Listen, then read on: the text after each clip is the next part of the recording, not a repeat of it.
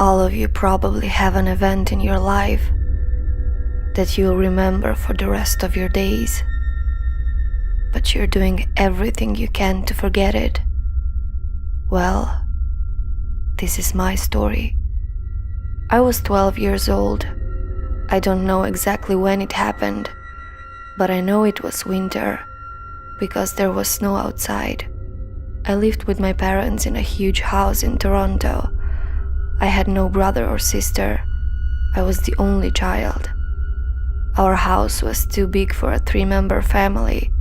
My parents were on the first floor. We had a huge living room on that floor, 2 bathrooms, a kitchen, a guest room, and the children's room. As a little kid, I was very shy. I didn't have many friends. If I think better, I don't think I had any friends at all. I wanted to be alone. That's why my room was on the 3rd floor. The 3rd floor was also huge, but empty. My room was the only one that had furniture. On the 2nd floor lived my grandparents, but after they died, no one lived there. It was Friday night. My mother and my father weren't home. They went out around 7 p.m., but they said they would be home by midnight. I didn't do anything special that evening. In fact, I don't even remember what exactly I was doing. I know that we dined together with my parents before they went out. Then I went upstairs to my room and started reading a book. I remember I quickly left the book and sat down to watch TV. I fell asleep. The ringing of my cell phone woke me up. I was one of the few kids that had cell phone at that time. I was surprised. I thought it was my father to tell me that probably they wouldn't come home in time like they said. I looked at the clock. It was 10 p.m. I reached for the phone. I took it in my hand and looked at the screen. It was a strange number, as if it was not from our country. I was confused. The only contacts on my cell phone were my parents, my teacher, and some of my relatives. I accepted the call. I said hello, but no one answered. After a few seconds, the connection was interrupted. After exactly 1 hour, the same number rang again. And again the same. No answer from the other side. After the 2nd time, I tried to call that number, but a female voice told me that number does not exist. A cold sweat began to flow along my face. I was terrified. Who was that? I waited for my dad and mom to come home, but I didn't tell them anything about the call, probably because I didn't want to disturb them.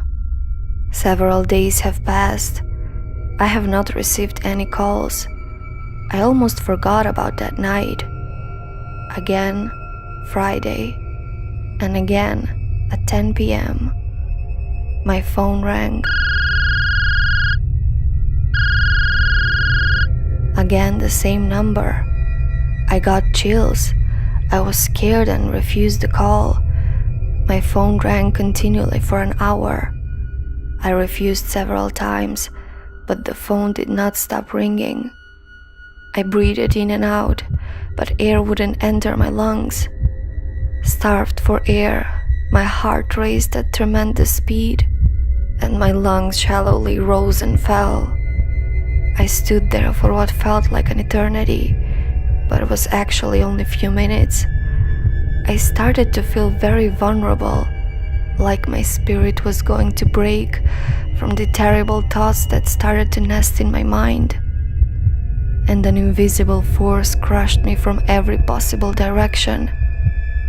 Each second bathed in fear made a permanent mark on my heart, and the vivid imagination made me wonder whether it was just my mind playing tricks or everything was real.